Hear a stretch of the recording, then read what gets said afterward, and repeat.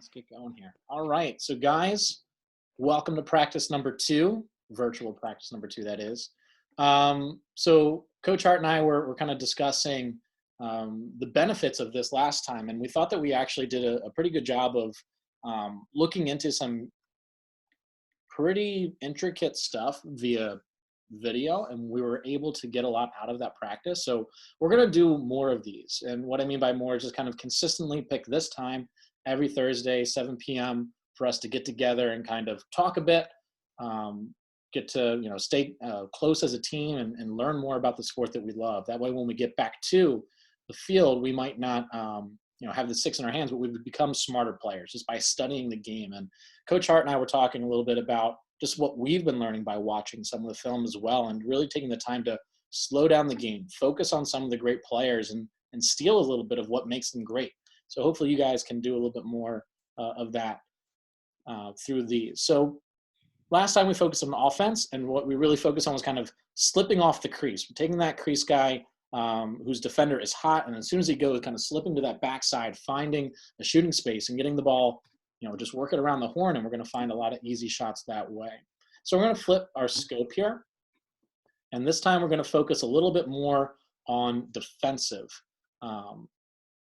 side of the ball. And we're going to focus on a marquee matchup, something that was kind of a 1 in a million kind of matchup, where we had one of the all-time great attackmen in Thompson, the oldest Thompson, and then we have versus Tyler Durkin, who is one of the all-time great defenders. So we're going to watch that matchup and kind of really focus in on those guys. But before we get started, I just want to kind of get some questions out there. So I'm going to call out some names here and do some rapid-fire questions. So when your name's called, turn your mic on and let me know what you think the answer is, okay? So first one, going to Charlie Halpert. You're the first one in the room, so you get the first question. What is the T. Wharton Award? Just like awarded to the most outstanding player of the college lacrosse season. Absolutely. Not just any lacrosse division, but Division I, right? The best Division I lacrosse player. Could be any position, right? Yeah. Any position. So well done. Moving on to the next one here. So where's Ari? Ari, you got your mic ready? Yeah. Excellent. All right. So how many times did Lyle Thompson win the T. Wharton Award? 2? Oh, yeah. Boom. Got it. Absolutely. He got it 2 times in back-to-back seasons. All right. Moving right down the list here. So let's see here. We got Ari. We got Halpert. Let's move down to Blake. Blake, you there? Yeah, I'm here. Awesome. Okay. Do you know what years he won the 2 T. Whartons? No, but I'll take a guess. Boom. I love it. What do you think? I don't know the exact years, but I would assume it's junior and senior year. Close. Really close. It was his sophomore and junior year that he won. He didn't get it his senior year, oddly enough. But it was 2013 and 2014. And one of those years he split it with his brother, actually. So, right. So we got the 2. We know the years. And he's not done. Does anyone know what the Turnbull Award is? And let me go with Cam. I have no idea. Never heard of the Turnbull Award? What do you think? What do you think that award would be? It's again for Division I. Maybe like the best player in their entire career. Ooh, oh, close. It is the best at something, but it's a specific position. Defense. Close. Goalie. No, far. Who scores on a Maybe. goalie? Attack. Attackman. There we go. Right. So the Turnbull Award is the attack, the best Division I attackman award. And how many times did Lyle Thompson win the Turnbull Award? Let me go to Mr. Cobb for that one. What do you think? I'm gonna go 3. 3 times in his career? Actually, no. I might go 1 because he won the other one twice. It's true. And he didn't get anything his senior. So true. I'll just go 1. Just 1 time? Yeah. What do you think, Daryl? You had your hand raised. Do you agree or disagree with Mr. Cobb? Go ahead, Daryl. I think Daryl says 3. 3 times? Yeah.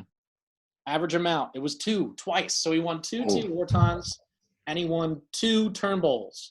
However, they weren't the same years. right? So he won the T. Wharton in 2013 and 14, and then he won the Turnbull his junior and senior year. So he did get awarded that senior year, just not with the T. Wharton, not that third one. So he got, I mean, what we're about to watch is one of the all-time great attackmen. What Lyle Thompson did in his collegiate career has not ever been done before. He scored the most goals of any Division I player of all time. To this day, nobody has scored more goals or more points in Division I than Lyle Thompson. So, continuing on the questions here, how many points per game in his whole career, all 4 years, freshman through senior year at Albany, how many points per game did Lyle Thompson average? And we can take a rough estimate here. So let's go with Dylan. What do you think?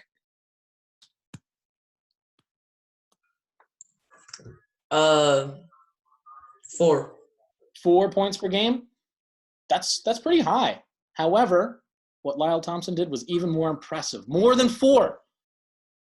Let's go to another guesser. Sean, Mr. Rubin, are you there? Yeah. So more than 4. How many points per game do you think? Scored in his career? Considering his skill, Yeah. I would say 6. I don't know. 6. Pretty darn close. Pretty darn close. And actually, I'm going to give it to you because it's like 6 point something, but it probably averages up to closer to 7. So this guy, on any given day, is putting up 6 to 7 points per game. Absolutely wild, right? Just a prolific scorer, and he does most of this through assists. And he'll find small little lanes and put the ball right where somebody and only this offensive player can catch it. So it's really unique to watch his gameplay, and you'll see a little bit of this moving forward. But I want to shift gears here. All right, a couple more questions. We'll make sure everyone gets an answer here. So we know what the Turnbull Award is, right, for the best attackman. We know the T. Wharton, the best overall player in Division I. There's one more award we need to talk about, and that's the Schmeiser Award. And let's see here. Evan, Mr. Riley, are you there? Where's the iPad? Maybe. Hello, Evan? Evan. iPad. Yo. No iPad here today. So we'll come back. Evan, if you can hear me and come in a little bit later, let me know. Let's see here. Logan, are you there?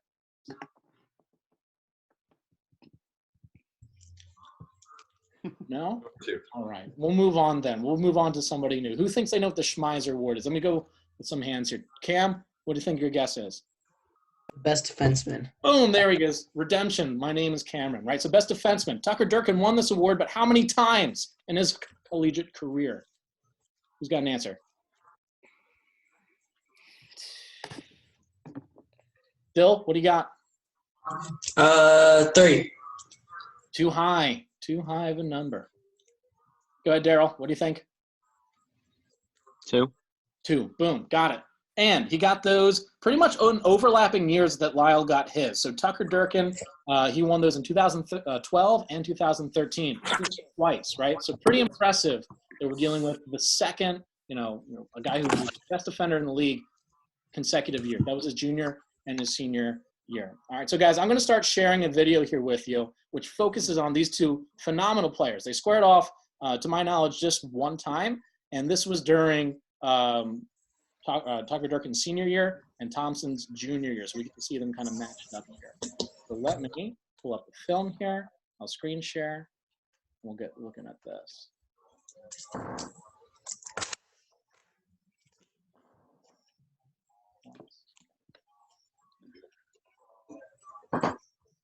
Oh, here we go.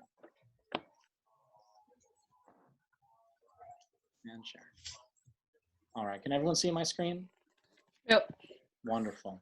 All right, so as you can see, this film is just labeled Film Room Matchup Lyle Thompson versus Tucker Durkin, and it just has all of the clips of these two guys battling all game. So we're going to talk about some of the things that happen inside of this. So if you guys have any questions, feel free to type them in the chat or interrupt me, call out, and we can kind of talk about anything that you guys are seeing as well here.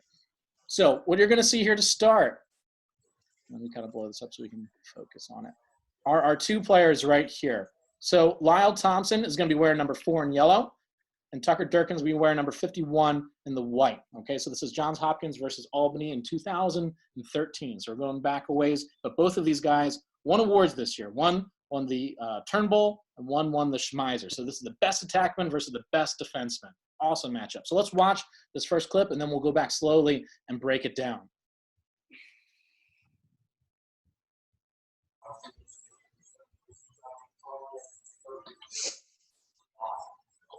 All right. So right there, doesn't seem all of that like an exciting clip, right? But what do we see a lot of in that clip? Two-man game. A lot of two-man game, right? To the point where it's almost like a three-man game. There's a lot of picks going on here. So watch as I slow this down. We can really focus on how Durkin is just kind of navigating these picks. All right, so here comes the first one. We can see him, right? He kind of eyes it up. He sees that it's coming. And where does he go? He has a decision to make here. He can either come above this pick or he can go below it. Why do you think he goes below this pick here? Thompson wants to go to the cage. Absolutely, right? If he were to follow behind, he gets in a trail position. And that way, Thompson can go straight to the goal here, right? So he wants to stay underneath him. He knows that Thompson's game isn't to pick one from the outside. If Thompson wants to shoot here from 13, he's going to give up that shot, right? But if he gets into a trail position, he's giving him a lot of space. And he's going to do the same thing here. He sees another pick, and again, he kind of gets below it, and now he's on the hands, right, of Thompson. But he's not done yet. He has more to do. Another pick coming back, he gets above that one, and here he has another decision, and he goes below it, right? So while it doesn't look like a lot, Durkin had to make 4 or 5 or 6 decisions in about the span of 3 seconds, all of which could have been turned into goals or assists. But this is what he actually gives up here, is this kind of look.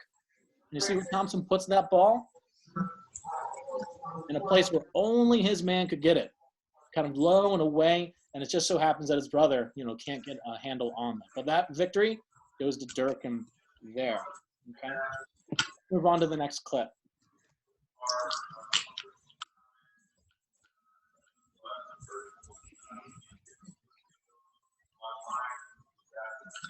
All right, so here's our next dodge, and again, it's coming from the right wing. This is we're going to see a lot of the work come from. Can you pause it, Coach? Of course. All right, so guys, when you watch this clip, right, I think, if you guys thought to yourselves, hey, what is a good defenseman, right? You might think it's, 15, hard checks and a ice pick and whatever other words those defenders use for checks, right? Really look at Durkin though. What he does really well is just watch his base, right? He bends his knees, he kind of sits in a chair, and he doesn't throw checks that get him out of position, right? So really watch kind of that fine detail of playing the position. Right, so let's start with that first check here. And this is something that we talk about a lot, is throwing that lift check, right? So here, if we look at his positioning, he's slightly upfield, taking away that high side, which is where Lyle will come across and get his right hand. He doesn't want him to do that. So he puts his body right where Lyle wants to go, forcing him to his left. And there, when he swims, he doesn't throw a huge check. He just lifts up, right? He lifts that bottom hand. And now, where's Thompson's eyes? Is he looking at the field? No, right? His eyes are directly on his stick. Now he's not worried about feeding. The most prolific assist man in the game is no longer looking at the field, but he has to worry about what's going to happen to the ball, right? Is it coming out here? And it's all because of a simple lift check. So this forces Lyle to back off, and now he resets his dodge. Now here is a perfect example of how to close the gate, right? What we mean by getting high side, putting our hands right on the hip of an attackman, and then staying low and driving the player away from a dangerous position. So here he's going to push off, right? He doesn't settle with maintaining pressure. And let me hear somebody's thoughts on this. What happens if Tucker Durkin just stays and maintaining pressure, doesn't shove off here? What could happen? Lyle's going to roll to the cage. Inside roll. Exactly. I heard a couple guys say it. It just leaves open a roll. And Tucker knows that. So he's not going to give him that roll. He's not going to give him his weight. He's going to say, get off of me, right, and give me my space back. Now Thompson's no longer in a dangerous position. He can reset his feet, okay, and kind of get ready for the next dodge, which is coming, right? Lyle dodges a lot. So we can see there we have a little slip up. And who can tell me what it is on this next redodge here? What goes a little bit wrong for Tucker? He's supposed to be checking there on his hips. He goes like by the shoulders. Exactly, right? So here, he gets a little too high. He hasn't bent his knees, and we can kind of cut him a break here because he's been going against Lyle for about 30 seconds now. He's probably dead tired. But here, he gets a little bit lazy. He pushes on the shoulder, and watch, it gives Lyle a little bit of an advantage here, right? He can kind of get a little bit higher, get to where he wants to go, and Tucker now is adjusted, right? He's moved his hands lower. He knows it's a mistake, and he's got to get leverage here. So he stays on the hip, and look what happens, right? He pops the ball out just by moving his hands. He doesn't throw a big check. He doesn't do an over-the-head check, but he stays low, punches the bottom hand, and the ball pops out. And now, Lyle's had enough, and he's going to move that ball away, right? Excellent. So we can see that there's so many little things there. And what I really want to talk about here, and the terminology that I want us to use, is the idea of getting sticky, okay? Have we heard that term before?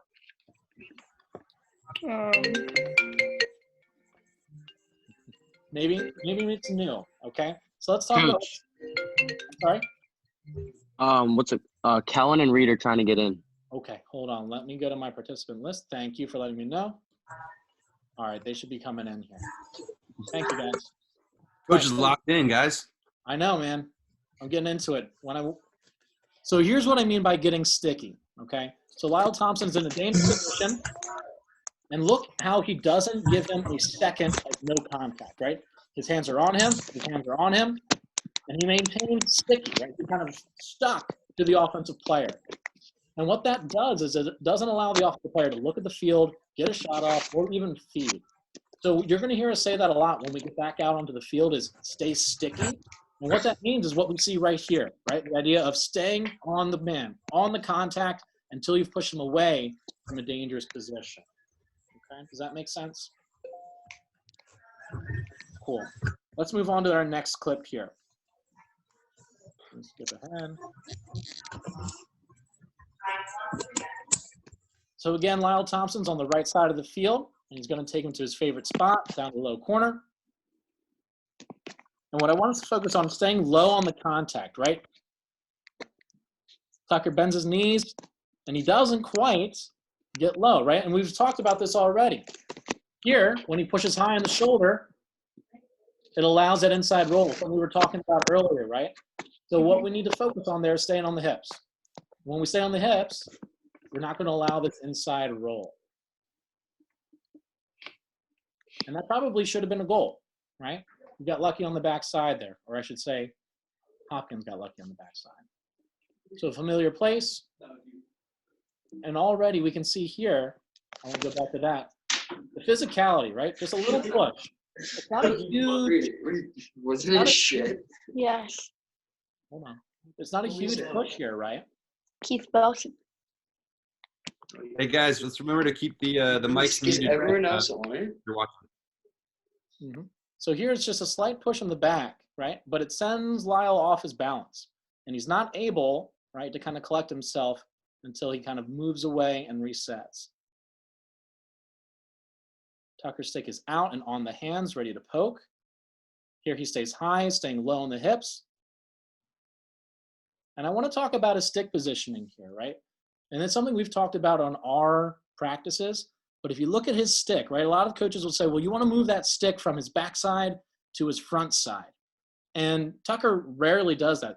Instead, what he does is he kind of keeps that bottom hand on the high side so he can maintain contact. He's not worried about throwing checks because he knows that throwing checks isn't going to dislodge the ball. What's going to help here is being physical and staying low. So he leaves that stick on the backside so he's a better position to drive and use his fists, right, to kind of control the player.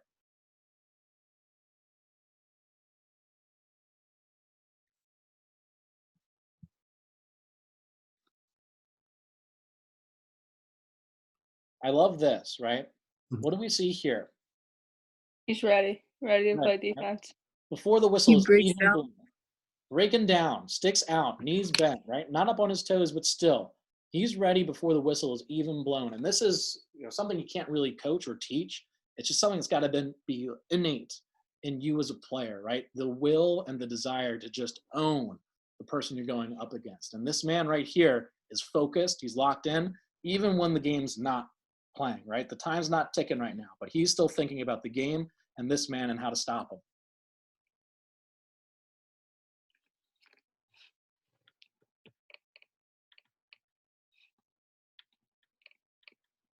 So there, Thompson doesn't even want a piece of him.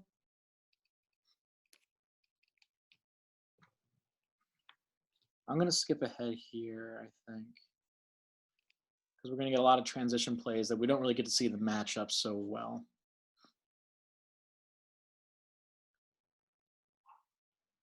All right. While here- coach is getting set up, any guys have observations or thoughts so far? Are we surprised that the best defender in the country isn't throwing a ton of checks? I mean, any observations?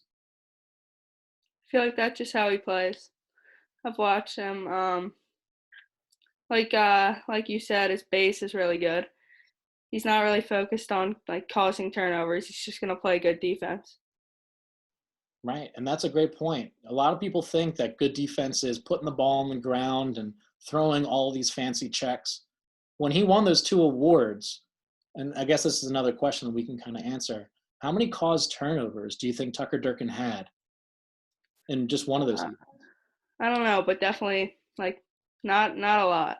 No, he had 19 one year, which puts him at just over 1 a game. And the other year, he only had 13, which was less than 1 a game. And he was still named the best defender in all of Division I lacrosse.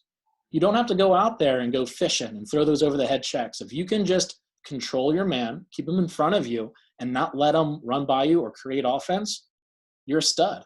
And that's what Tucker Durkin really shows us here. And here we're going to see him a little bit in a different scenario, right? So instead of that bottom right corner, now we have the matchup at the top at Y here. So let's see how this, kind of different location changes the way he plays. So right here, he makes first contact. And he's even outside of the box. He's playing him really close. So that whole concept of staying sticky applies to anywhere on the field, not just in the low part of the game. Here he's staying and maintaining contact when he's well away from the goal. He's probably closer to 25, 30 yards from the goal here, and he's still on his hands. Why does he want to get up that high, guys? I'm guessing he doesn't want to give him room to dodge and kind of pick up some speed and Yeah, for someone as good as Thompson, right? The last thing you want is for you to be on your heels playing defense, right? So sometimes, Coach and I'll say, all right, go out and play a guy, right? It's not because we think you're going to take the ball away at midfield, right? Sometimes it's just so that guy doesn't get a running start at you, right? Thompson, you'll see, in a clip in a little bit, right? All he needs is one extra step, one sliver of space to get a good pass or a shot off. And so Durkin says, all right, if you're going to go to take it from the midline, I'm going to guard you for every single yard on this field and not give you anything. Right. It brings a whole new kind of definition to the phrase, no free lunch, right? There's not a single step on this field that Lyle Thompson doesn't have to earn. Tucker is on him at every step. So here he's made his second contact. And again, he's roughly 20 yards away from the goal still. And now here he's brought him right into a double team. And we'll see from that, there's really no escape. You got 2 best poles in the country there going up against one man who has his back to him. And that all comes from staying sticky and making sure you're making contact early. So here's a familiar place. Again, almost no checks, staying on the left. And the goalie bails him out there. So that's off-ball defense, right? But some things still, right? If we know we're dealing with a great feeder, we might be able to get on that bottom hand sooner and make sure we're maintaining contact. Here he doesn't stay sticky. There's a little bit of some distance there, and that's all Thompson needs to make a really good feed, right? And goalie's able to bail him out there. Another dodge from Y. You can see the contact, staying sticky, still gets a shot off, right? But it's not the one that he wanted, and he's kind of off his balance because of the contact made early. So we can see the contact's made outside of the box, stays on him, and that's a hard shot for anybody, right? Kind of being pushed away, off balance, kind of jump shot, right, with a low angle. And, of course, Lyle's going to take that because most of the time he can hit it.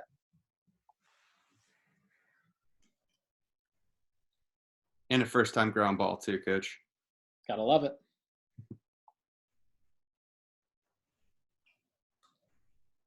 All right, so familiar spot here for our 2.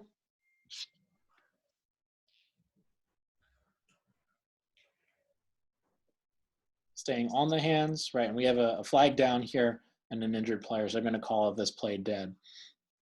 This is man down. I'm going to skip over this one because we don't really get to see a good matchup there. This one's a little bit better. So here we can see there's a little 2-man game going on behind. The ball carrier is Lyle Thompson.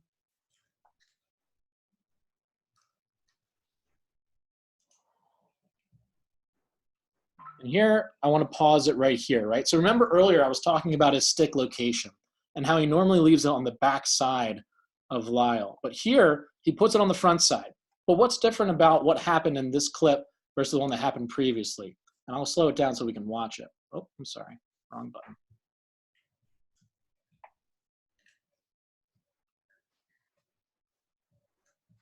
So we can see here, he's fighting to get top side. He gets there. And now on his way back, he takes that stick from behind and puts it in the front. He's a step behind.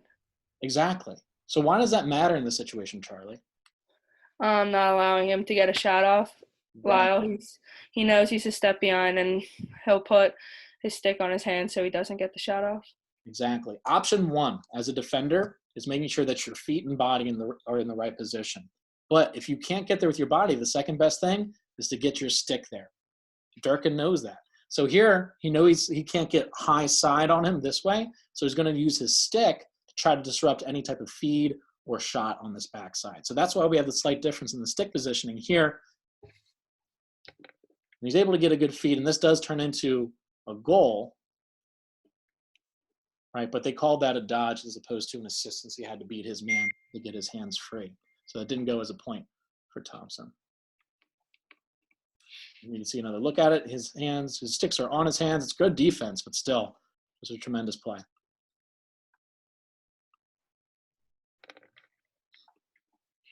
All right.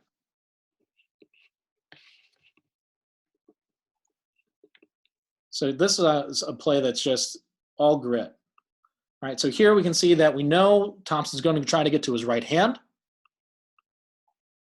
Durkin makes contact. He stays sticky, and he turns him back, right? Turns him away from his right hand, and at that time, it frees up that double team right in the middle of the field, right? And all that is no big stick checks. That's just taking away a space in the field that a guy wants to get to and allowing your teammates to help you out in those positions, right? Because Lyle walked right into double, triple team there because he thought he can get something with his hands free. All right. So I'm going to pause our film watching here, guys. Coach Hart, any comments that you want to make? No, not at all. Okay. So I'm going to show you guys something else that I've put together here. And this was inspired by a conversation that I had with our own Charlie Halpert. He sent me an email kind of talking about some of the things that he would like to see our defense kind of try out. And it got me thinking about some tools that we could put together here. So what I'm going to show you is just a simple spreadsheet. Okay. But I'm going to call this our video dictionary as well as challenges. Okay. So what this is going to be is a central spot, and I'm going to share it with you guys in a follow-up email so you have the link to it. And all of the different terms that we talk about in these video sessions are going to be posted here for us. That way, when we go out to practice and Coach Hart says, hey, you know, you forgot to slip off the crease there, and you're saying, what the heck does slip off the crease mean? You can go back to our dictionary here, find the term in our offensive concepts, find the description of it, and also click on a link here to a video that we've watched that kind of shows us what that is. So this is a link from the Syracuse game the last time we watched. All right, and it'll take you right to the part where we'll see 22 slip off that crease there, right to the back side, and get a nice easy shot because we moved the ball to the back side, right?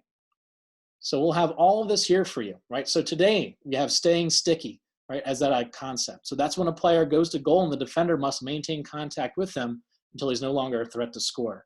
And you can see I linked what we watched here today, the Durkin versus Thompson matchup, as well as a timestamp for that. What do you think? Pretty cool, right? I like the challenges more, Coach. Well, we're into the challenges next, okay? So this is one side of it. Maybe I'm just a nerd, a lacrosse nerd, and this has really got me excited about putting this together. But the next part of it are going to be the challenges, Okay, so the next sheet here is our ground ball challenges. And this is what I'm going to challenge you guys to do over this week. Okay, so the way this works is you can see I already put my name up here at the top.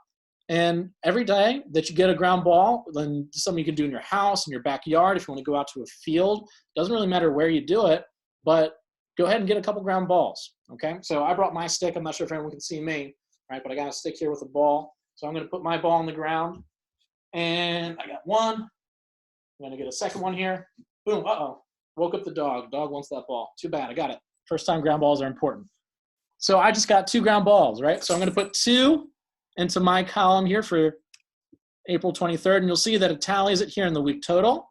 And if you scroll all the way down, you'll see that we'll also have a team total. So right now we have a team total 2 ground balls. Not bad, right? Coach gave you 2. Our team goal, if you look up here, is to get to 1,000 ground balls as a team. What do you think? Think we can get it? Yep. Yeah. Yeah? All right. Now, I have another question. Who do you think is going to get the most ground balls in the team?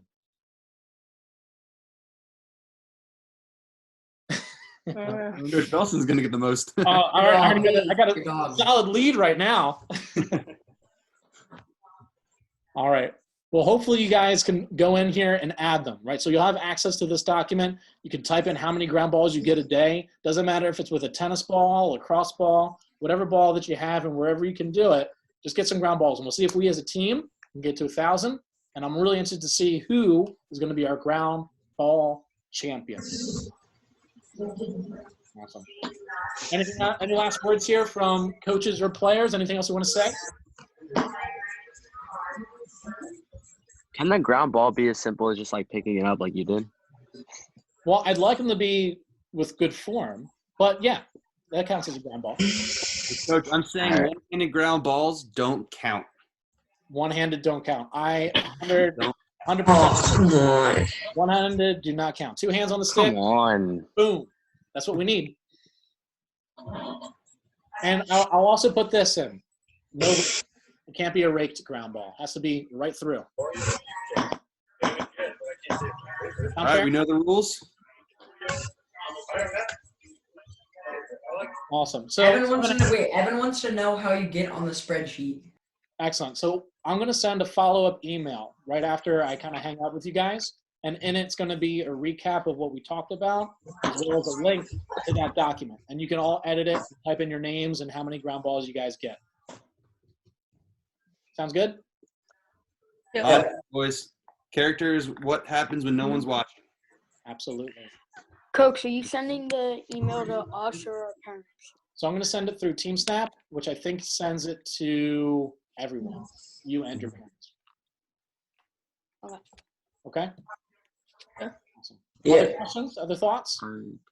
I think I'm speaking for Coach, but we definitely miss being out there on the field with you guys, and I'll speak for both of us. We're super pumped to see you guys and kind of get this group together. So can't wait to see you guys next week.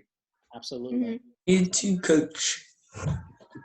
Always. Well, stay safe, stay sane, and if you have any questions or thoughts or other ideas for how we can make these better, shoot me an email or Coach Hart an email, and we'll gladly take your suggestions too. It's all about you guys. All right. All right, boys. Great seeing you all. Thank you. Bye. Thank you. Thank you. Thank you. Bye. Thank you.